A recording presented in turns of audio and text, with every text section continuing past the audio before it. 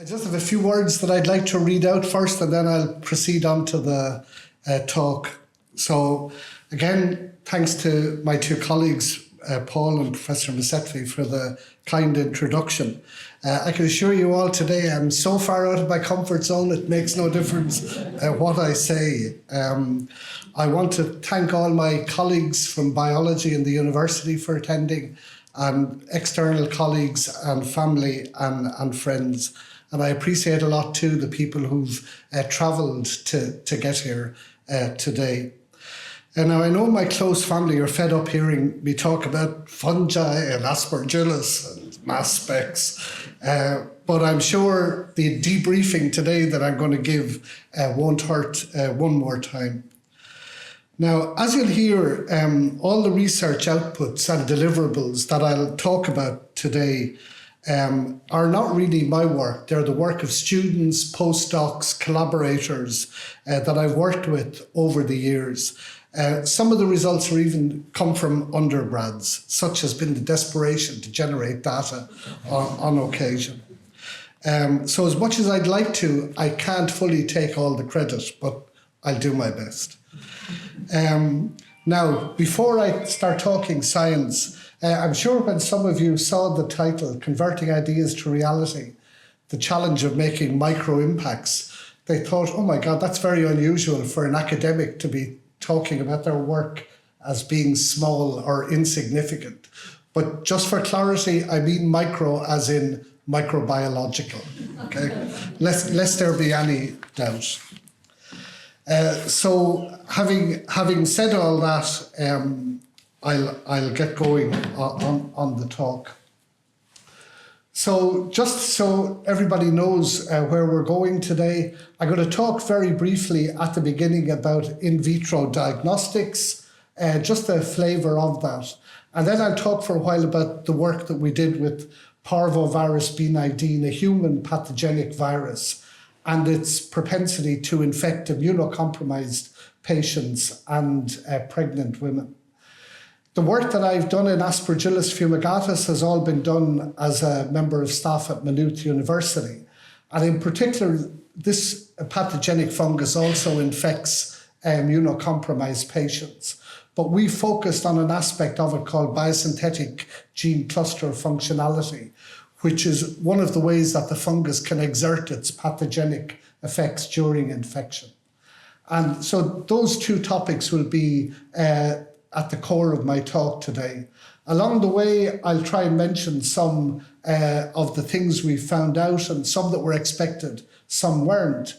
And then towards the end of the talk, I'll try and tie in how our work on Aspergillus has led on to some new ideas about how we might be able to tackle bacterial antimicrobial resistance. And then I just have a few final words to say at the end. So just by way of the challenge of parvovirus B19, I was very lucky to get a job in Wellcome in 1990. We refer to it in our family as the Wellcome job. And that was working on in vitro diagnostics. And at the time, hepatitis C virus had actually not been fully identified. It was actually called non-A, non-B hepatitis. But the people I worked with in Wellcome, they had cloned genes from the virus. And the first day I arrived, I started with somebody else. And basically we were handed cell pellets with recombinant proteins from hepatitis C in them and told, come back when you've purified those proteins because we need to start making diagnostic tests for hepatitis C as quickly as possible. But over the course of a number of years at Wellcome, we not only developed tests for hepatitis C, but those tests were used throughout Europe for ensuring blood product safety. And some of you may remember hepatitis C was a big problem prior to screening, and a lot of hemophiliacs and people who were being treated with blood products became infected. Strangely enough, one of the people that I worked with in Wellcome, Fred Raymond was his name, he was working on this obscure virus called parvovirus B19. And when I came back to Ireland in 1994, I applied for a job with Biotrin, then a startup medical device company. And I was employed by Kieran Walsh, who's in the audience here today. And the company had just acquired technology to make diagnostics for this virus, parvovirus B19. And the virus causes a disease called fifth disease or slap cheek syndrome. And it had been discovered in the mid-1970s by Yvonne Cossart. And about 60% of us here today are infected with parvo, 30% aren't. And the problem is that as people get older and when women get pregnant, if they are seronegative, they're susceptible to parvovirus B19 infection. And unfortunately, the virus can cross the transplacental membrane and infect the fetus and cause fetal loss. So there was a big push at the time to try and develop serological tests for parvovirus B19 to diagnose the infection during pregnancy. But it was also the case that immunocompromised patients, people who had undergone organ transplantation, that they would be susceptible to parvovirus as well. So I had an exposure to the whole immunocompromised patient population at that time. And in addition, people with sickle cell anemia who were receiving blood donations were also at risk. And when we started this work in 1993, there were no real robust commercial in vitro diagnostic tests or IVD available. So the first question or the first challenge we had to tackle was, can we make in vitro diagnostics to detect antibodies, immunoglobulins, Ig, against parvovirus B19? And so in Biotrin, we had acquired technology from a Dutch university. And the technology was basically recombinant proteins that had been produced by those Dutch researchers. And in the diagram here on the screen, this is an electron micrograph of the recombinant proteins, which actually form viral capsids, non-infectious virus capsids. And our challenge was to take these viral proteins, find a way of using them and incorporating them into diagnostic tests to detect parvovirus B19 antibodies. And so we needed to detect IgG antibodies as a marker of immunity and IgM antibodies as a marker of recent infection. And over a number of months working in a very large team, we managed to find a way of developing tests that were made in Ireland and sold throughout Europe, which would allow the reliable detection of parvovirus B19 antibodies in infected patients. And these tests were launched in 1994 and were sold throughout Europe. And one of the challenges we had to do, as arcane as it seems, is try to find a way to get these capsid proteins to stick to plastic wells so that when human antibodies were added, the antibodies would bind to the viral proteins on the wells. And that took a number of us quite a long time to achieve. But that simple technology went on to form the basis of tests that, as you'll see, have been used quite a lot in the interim. And when the tests were packaged and so on, they sort of looked like this, all the various different chemical reagents required. And the inside in this silver bag is a plastic tray with reaction wells for testing patient samples. So this was what the product looked like when it was shipped for use in labs elsewhere. Now, one of the challenges at the time was it was okay to be able to sell the parvovirus B19 diagnostics in Europe, but the company really wanted to sell them in the United States because It was thought there was a big market there because there was no test approved by the Food and Drug Administration for diagnosing parvovirus B19 infection. But that required regulatory approval. And the Food and Drug Administration in the United States is the organization that governs that still. And in particular, the Center for Devices and Radiological Health. So when I was working at Biotrin in 1996, we started interacting with the US FDA to see if they could give us guidance on how we could get these products sold and after regulatory approval in the USA. And that process took 3 years, from 1996 to 1999.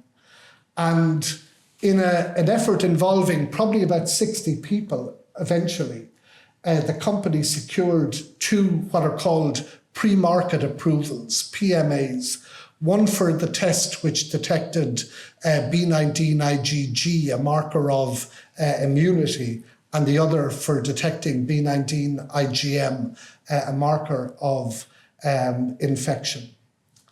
And they were launched in the United States in 1999. And up until 2016, they were the only tests that could be used that had FDA approval in the United States, since a number of other companies have begun to enter the marketplace there. But as I was, we published some of this work as well subsequently, some of the validation work that we had to provide to the FDA. Now, as I was putting together the talk, I was sort of racking my head about some stuff that I could put in that would give some idea of how this process worked. And I have up here, this slide is entitled The Longest Day. And this was the day that we, after 3 years of working with the FDA, you rock up to the FDA offices in Rockville in Maryland, and you get a chance to present all the clinical data, performance data you have on your test. And the FDA then, with a panel of experts, makes a decision as whether they're going to approve it or not. To say that this was a stressful day is putting it mildly, okay? Now, on the left-hand side here, you'll see all the people who the FDA had brought along. Now, I'm sure this was in 1999. I'm sure a lot of these people are retired now, but those that aren't retired have probably been sacked by Elon Musk. Okay. So these were all the sort of leading experts in the area. And eventually, anyway, I got up and I gave my presentation about the diagnostic tests, spoke about how they could be used. And for 3 years, the FDA had told us, you must specify an indication for the tests. In other words, what population they're going to be used in. And the company had made a decision that they were going to be used to screen pregnant women for parvovirus infection. So that was the focus of our presentation. And along the way, as you'll see here, one of the panel members, Dr. Wolfson, and I still see this question in my head when I think about this day. He asked me which data set or which tests that I think were the gold standard that we were comparing the performance of the diagnostic tests that we were trying to get approval for. And I remember answering him saying, well, I think these tests are now the gold standard because no other tests had been validated so much. They laughed at that answer, but laughing or not, we still got approval at the end. And more than that, not only did the indication for use encompass the use of the tests to diagnose parvovirus infection in pregnant women, but it was also going to be allowed to be used for diagnosing the infection in anybody, mainly children, who presented with fifth disease. So in one single decision that was totally opposite to what the FDA were telling us for 3 years, the company's market for the product just expanded from just pregnant women to essentially anybody. So that was a big day for all concerned. And myself and two clinicians were sort of put up in the firing line for that. But it was a long day, but it was worth it in the end. Now, subsequent to that, the company was taken over by an Italian company called Diasorin. And these tests are now automated. They're run on labs throughout the world. But these tests are the ones that are being used now. But you can see they still have the Biotrin mark on them because the brand was so strong. When I came to Maynooth University, I continued to work on parvovirus then with my colleague Bernard Mahan and a postgrad, Amanda Corcoran. And we looked a lot at the immune response in pregnant women and B-cell memory and so on against parvovirus B19. And this work was funded by the HRB and some EU money as well. But one of the things that we eventually sort of consolidated was every year about 3,000 pregnancies per annum in Europe are lost because of parvovirus B19 infection. And that was the number pre-screening and pre-testing. I don't have the number as to what it is now, but that was certainly a large number of lost pregnancies. And one of the advantage of the tests that we had developed was that it would allow the pregnant woman to be screened. And if she tested IgM positive for parvovirus, the fetus could undergo intrauterine blood transfusion to prevent hydrops fetalis. So that was the end of our parvovirus work, really, as research. But we had one final sting in the tail.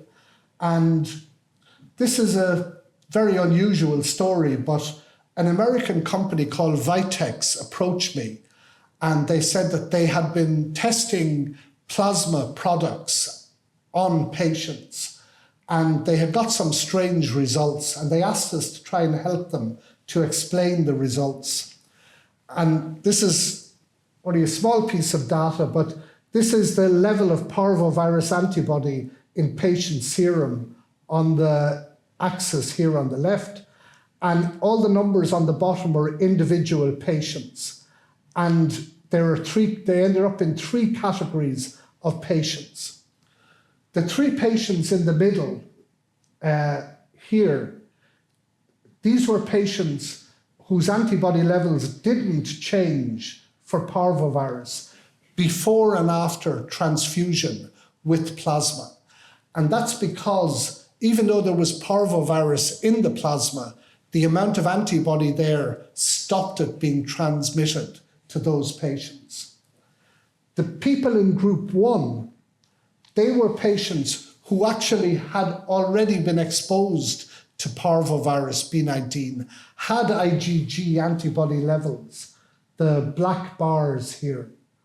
And so when they were exposed to the virus in the plasma infusion, they responded in a typical post-vaccination exposure way, whereby the antibody levels increased. And this is their own antibody, not antibody from the product. But unfortunately for Vitek, there were a number of patients who they actually thought had been positive beforehand, but weren't. And this group of patients actually all seroconverted to parvovirus positivity when they were transfused with the plasma. Now, the company dealt with this in their own way. We didn't have any role in the study. We got the sample subsequently. But ultimately, as you'll see here, it allowed us and the field to actually begin to quantify what levels of virus might cause infection and what levels of antibody might protect against infection in plasma recipients. So this was quite an interesting, it was a short paper, but it had some very interesting numbers in it in terms of the viral immunity. Now, in terms of impact then, so what did all this work on parvovirus B19 result in? Well, I think as of about 2016, the 2 diagnostic tests had sold about $120 million throughout the world. At least 24 million individuals have been screened with the tests, and they've also been used by the World Health Organization for making antibody standard preparations for diagnostic test standardization. And the work we did at Maynooth certainly expanded the understanding of immunity to the virus and led to improvements in blood product safety, risk assessment, and also the treatment of the viral infection in pregnancy. And if we go back to the question the guy asked me at the FDA panel meeting about what tests are the gold standard, subsequently you'll see that other people, when they're developing parvovirus tests, they talk about the well-established Biotrin tests, and they talk about the Biotrin test as the reference assay. So ultimately the test that we developed became the test that other people were comparing their results to. So that has always been particularly gratifying. Took me a long time to find that in the literature, but I knew it. Interestingly enough, when we used to be visiting clinicians and hospitals in Europe talking about parvovirus, the clinicians would often say to us, look, we're very interested in parvovirus and we'll buy the technology, no problem. But we also have this other pathogen which infects immunocompromised patients in our hospital wards. And that pathogen was Aspergillus fumigatus.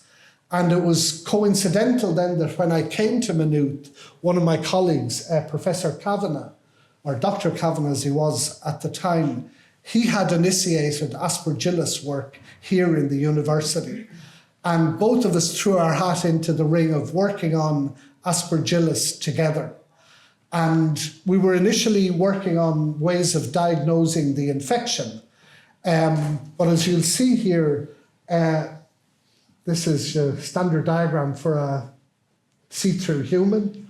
And here's the pathogen here, Aspergillus fumigatus, growing as hyphae, but these conidiophores then release spores or conidia, which we breathe into our lungs.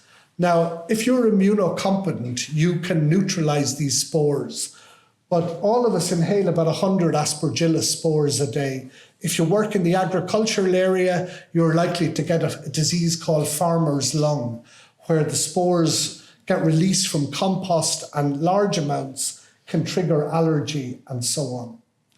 So this is the pathogen that we've been working with for the past 20 years. And these are electron micrographs of it here. These are the spores here beginning to germinate into hyphae. And that's how it spreads through people during infection. And this is what it looks like when it grows on an agar plate in the lab.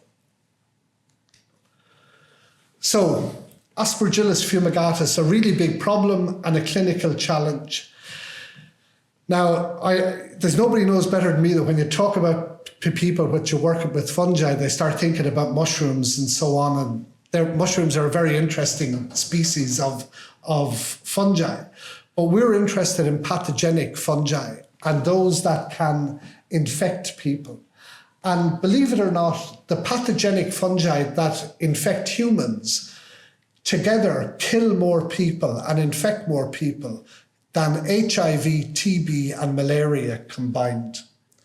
And Aspergillus fumigatus in particular, it causes invasive pulmonary aspergillosis, chronic pulmonary aspergillosis. It causes severe disease in people with COPD, and it also causes very severe allergy. So much so that it's now a fungal priority pathogen as noted by the WHO. And as I said, immunocompromised patients are particularly at risk.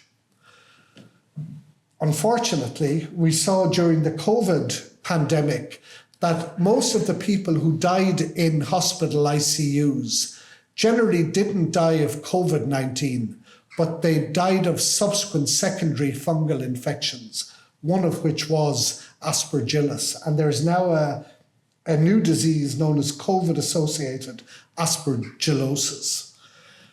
Now, the problem with Aspergillus is even after, as we'll see in a second, the genome been available for almost 20 years, it's still underdiagnosed, it's still difficult to treat, and its full arsenal of what we will call virulence factors has yet to be fully identified. But this is where our work lies. And these are the numbers. And this is some of the most recent data available from 2024. So this is showing that there's 6.5 million cases of these fungal infections per annum. And you'll see that invasive aspergillosis and CPA make up about 2/3 of all fungal related infections in humans worldwide. And the mortality rate here is about 70%. So this is a disease that still needs lots of therapy and new ways of diagnosing it. And some of my colleagues here in Maynooth, we work on Aspergillus together, and some of my other colleagues work on Candida and some other important fungal infections. And this is the WHO critical priority list. And you can see that they've placed Aspergillus fumigatus in the critical priority group, along with Candida auris, Candida albicans, and Cryptococcus, which is mainly a fungal infection found in desert areas in the US. So right at the top of the fungal priority list. Now, before I show you some of our results from some of the results from our time working on Aspergillus, just like the human genome was sequenced and released in 2001, soon after that, lots of different microbial and animal genomes became available. And the Aspergillus genome was sequenced in 2006.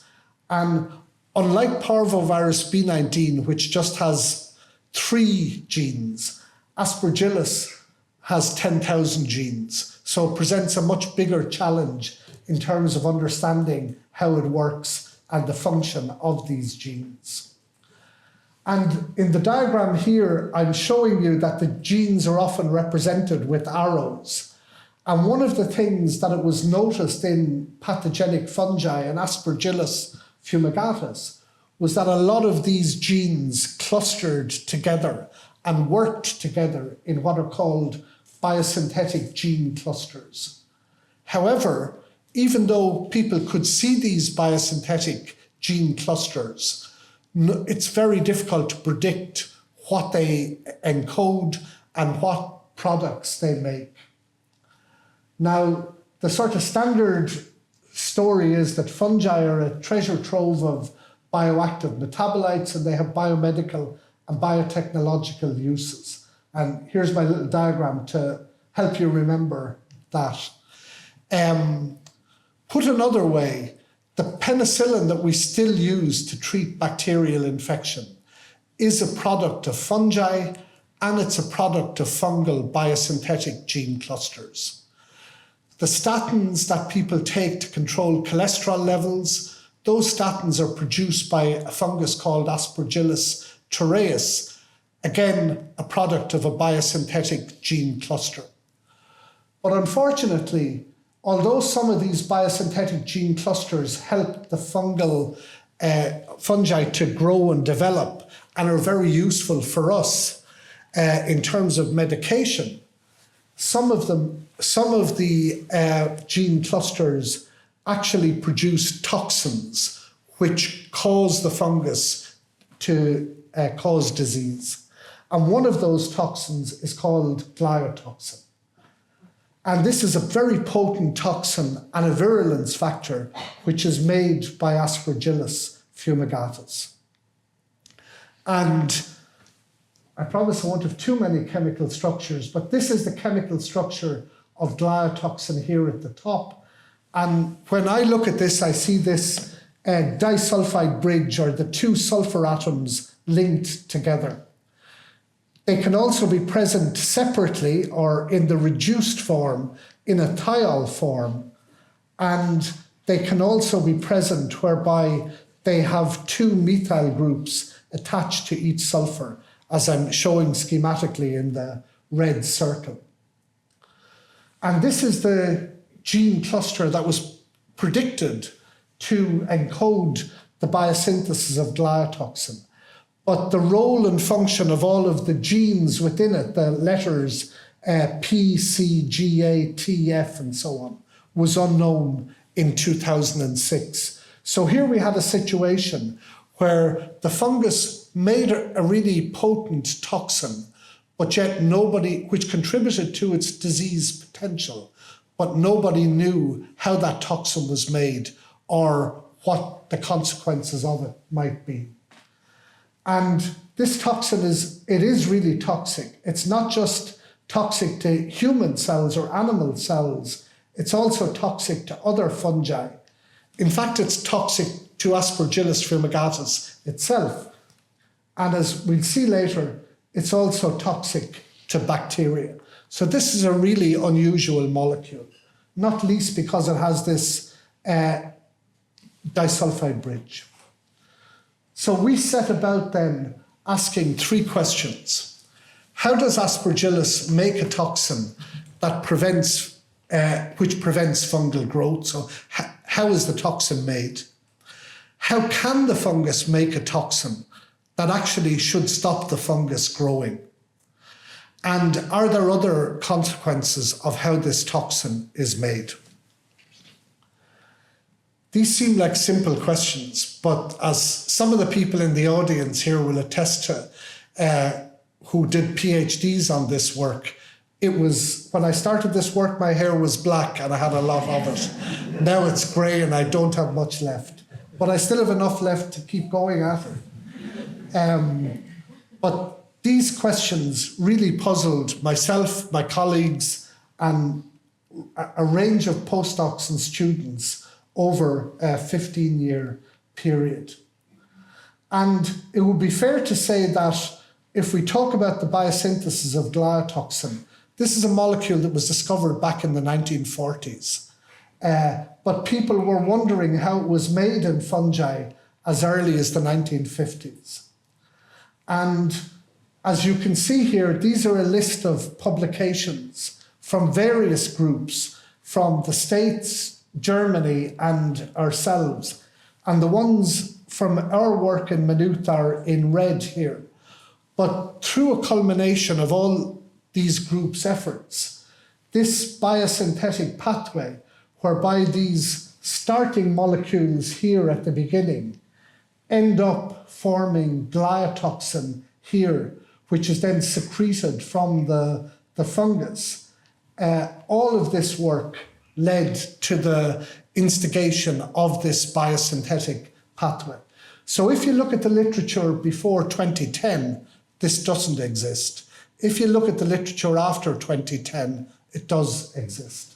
And, you know, it's a credit to all the people here who worked on that we managed to dissect some key parts of the biosynthetic pathway.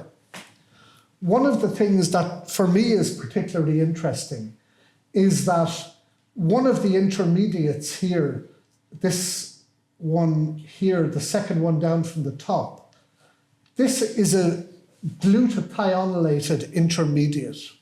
And the cell is using glutathione, GSH, to make an intermediate in the gliotoxin biosynthetic pathway.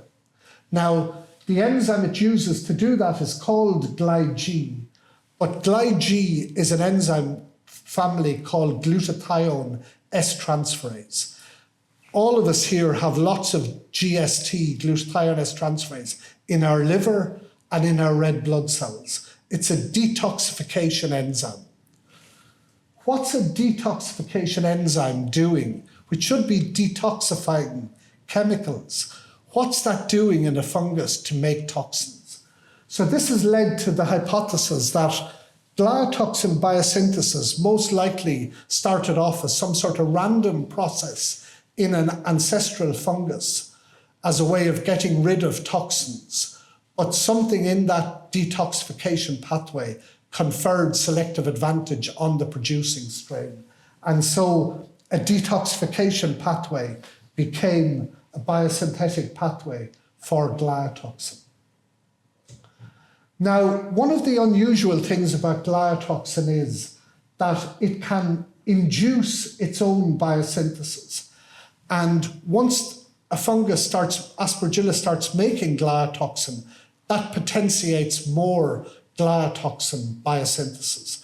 Or if you add gliotoxin to an Aspergillus culture that's not making gliotoxin, adding gliotoxin kicks off gliotoxin biosynthesis. And I'll come back to that in a second. But in terms of what we did here, we characterized this glyG step. We characterized the step catalyzed by glyK. We discovered the enzyme GTMA and the function of the enzyme GlyT. Now, one of my ex-students will recognize the image, well, I hope he will anyway, recognize the image that's in the top left-hand side of the screen. And this is an image from a two-dimensional polyacrylamide gel. And there's two spots on the left-hand one, and they darken in the right-hand image. And the student that did that work, his name is Stephen Carberry. And this essentially was a key moment in our work on understanding the function of gliotoxin, because it said that if you add gliotoxin to Aspergillus cultures, it specifically induces the abundance of this protein, GlyT. And a postdoc in the lab subsequently called Marcus Schrettel undertook the removal or deletion of that gene from Aspergillus. And when you do that, the fungus become, and this is the mutant strain here, so delta GlyT means missing the GlyT gene. This mutant strain cannot grow in the presence of gliotoxin. So this told us that GlyT was a self-protection gene, and this was the key gene that allowed Aspergillus to make gliotoxin, because in the absence of the gene and the enzyme it encodes, the fungus couldn't make the toxin. When you put the gene back in or reconstitute the gene, it acquires resistance again to gliotoxin. Now, gliotoxin is an antibiotic. It will stop bacterial growth. So this was the first discovery of an antibiotic resistance mechanism against this type of toxin. Now, we subsequently went on, and one of the people here today, Dr. Rebecca Owens, and a postgrad at the time, Stephen Doyle, and another postgrad from Spain, Laura Manzanares Morales, discovered this enzyme called GTMA. And we subsequently crystallized GTMA and worked out its structure with the German group. But the enzyme GTMA, as you'll see here in the diagram, it is capable of adding methyl groups to the two thiol groups of gliotoxin, or dithiol gliotoxin. This was very strange, and it's unusual enough for a single obscure substrate in biochemical systems to have two enzymes acting upon it. And it turned out that one of the reasons why dithiol gliotoxin is converted to bismethyl or BMGT is it's a way of stopping gliotoxin being made in the fungus. So you remember earlier on I said to you that gliotoxin induces its own biosynthesis. the way the cell Aspergillus has evolved to get over that problem is to divert one of the biosynthetic intermediates to a dead-end product, and that switches off gliotoxin biosynthesis. What's more, and this is why this work has led to some ideas about therapeutic targets, we now know that if you add gliotoxin to Aspergillus cultures, or you grow the fungus under gliotoxin permissive conditions, if both of these genes are deleted, the fungus cannot grow. So the buildup of biosynthetic intermediates within the fungus actually causes self-destruction. And this has led us to propose that combined inhibiting the activity of the two enzymes in wild-type fungus may actually be a way of treating Aspergillus infection. Now, my colleague, Professor Fitzpatrick, put together this slide for me, and I note it was one of the slides that they were showing in the preamble, which I provided. But one of the interesting things about this is that this is the gliotoxin biosynthetic gene cluster here. These are a whole load of different fungi down the left-hand side. These are different molecules that they make, but you'll note they all have the same double S bridge, the same disulfide bridge. So not only did ours and other people's work elucidate how gliotoxin was made in Aspergillus fumigatus, but it's enabled other people working with different fungi to predict the function of similar genes in biosynthetic gene clusters, making these range of molecules. And one of these species, Trichoderma virens, this is a fungal species that's used in lots of countries as a biocontrol agent to control plant disease instead of artificial chemicals. And the agent in Trichoderma virens that prevents pathogen growth is gliotoxin and gliovirin. Now, just one or two slides on how the work on gliotoxin has helped us understand how it's toxic to Aspergillus. When we deleted the glyT gene, you'll see here that I'm showing in this strain you get lots of bismethyl gliotoxin, BMGT, produced, and you get this SAH compound produced. SAH is really toxic to Aspergillus fumigatus. But not only is lots of SAH produced, but lots of this chemical here, SAM, gets depleted. And SAM is required for other, I can't quite see this compound here, SAM, gets depleted. And it's a combination of SAM depletion and SA production that makes the fungus sensitive to gliotoxin, at least in part. One of the other consequences was that we were able to show that the enzyme GTMA, this enzyme that puts two methyl groups onto dithiol gliotoxin, this is how the gliotoxin biosynthetic pathway is linked to primary metabolism. Now, this is about the second last technical slide on gliotoxin. You remember I mentioned one gene to you called GlyK. Well, in the Aspergillus mutant called GlyK, we serendipitously noticed the unusual presence of a molecule which we couldn't identify. And some of this work was done by an ex-postgrad, Lorna Gallagher, but most of it was done by Dr. Rebecca Owens. But our observation ultimately led us to discover this antioxidant molecule called ergothioneine in Aspergillus. Now, believe it or not, all of us here have ergothioneine in us. We don't make it. It's a pseudo-vitamin. We get it from the plants and meat that we eat, which in turn get it from the bacteria and fungi in the soil that actually make it. But in Aspergillus, ergothioneine is a very important antioxidant because it sits at the very top of the fungal hierarchy in its ability to defend itself against reactive oxygen species produced by the immune response.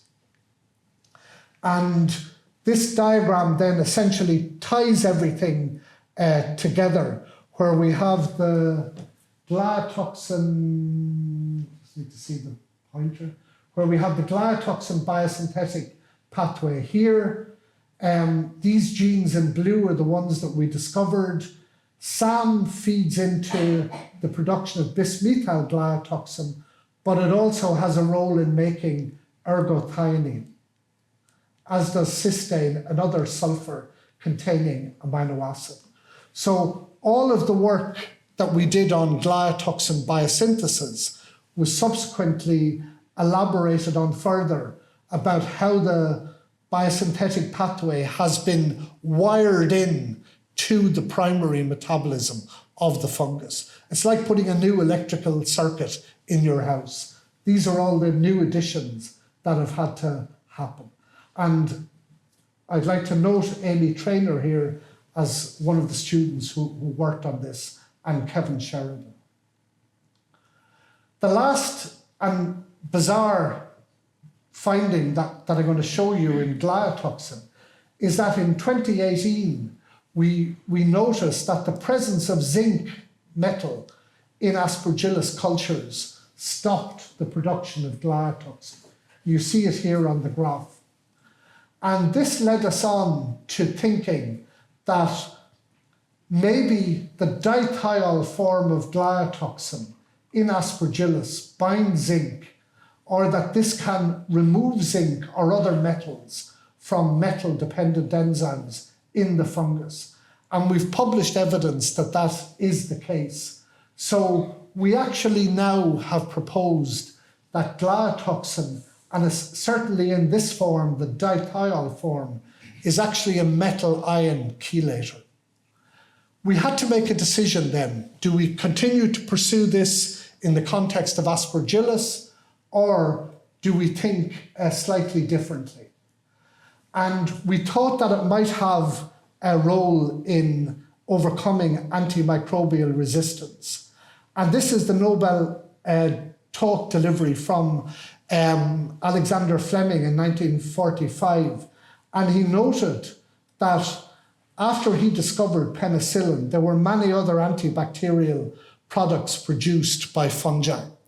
And if you look in the literature, there's about 150 papers showing that gliotoxin has antibacterial activity.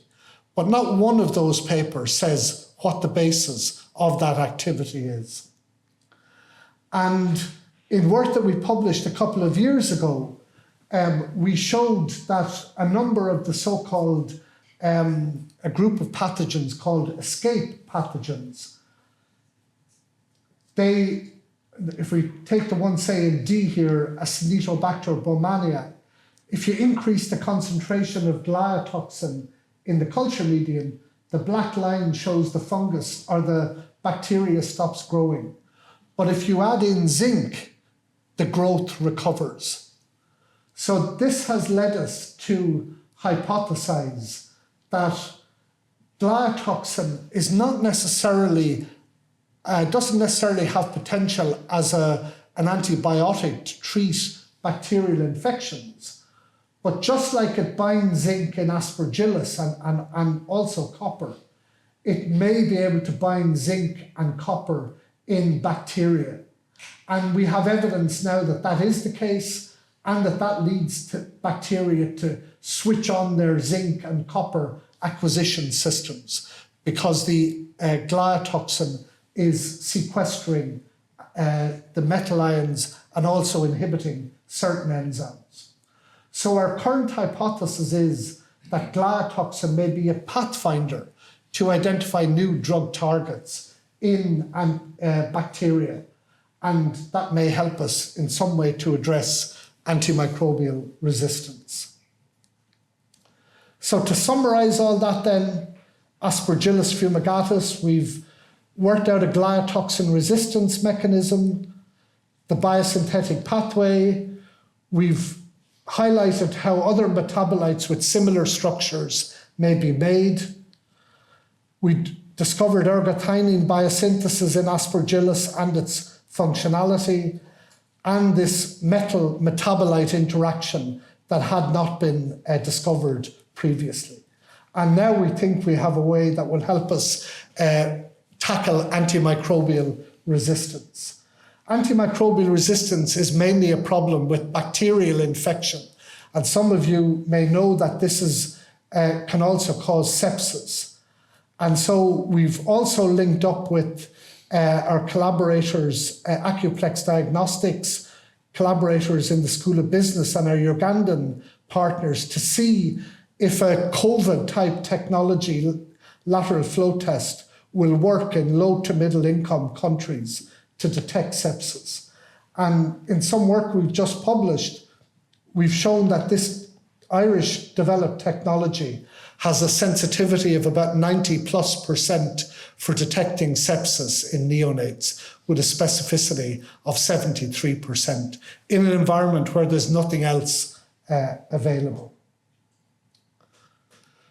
Now, just some thoughts.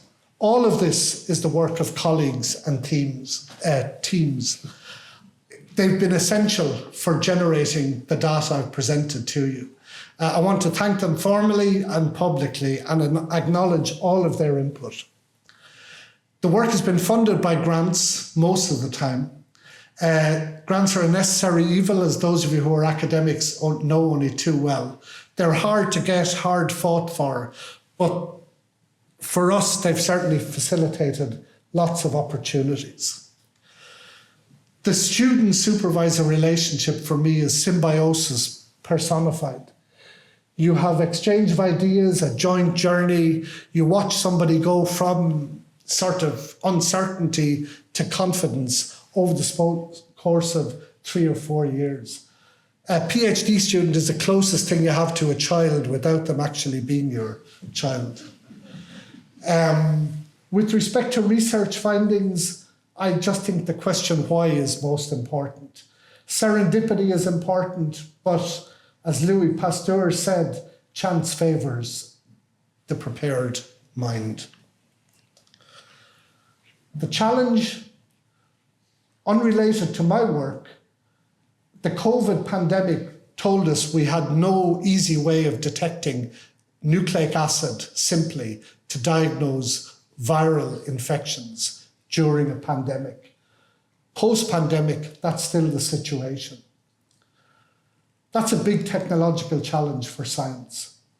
In my own area, the whole secondary genetic code which fungi use to make non-ribosomal peptides like gliotoxin, penicillin, and so on, is virtually unknown. It's a major hurdle and major frontier for this area. And I think the work that we've done and others hopefully will contribute to the development of antifungals and maybe even some new antibiotic targets in due course. Now, this slide took a long time to put together, okay?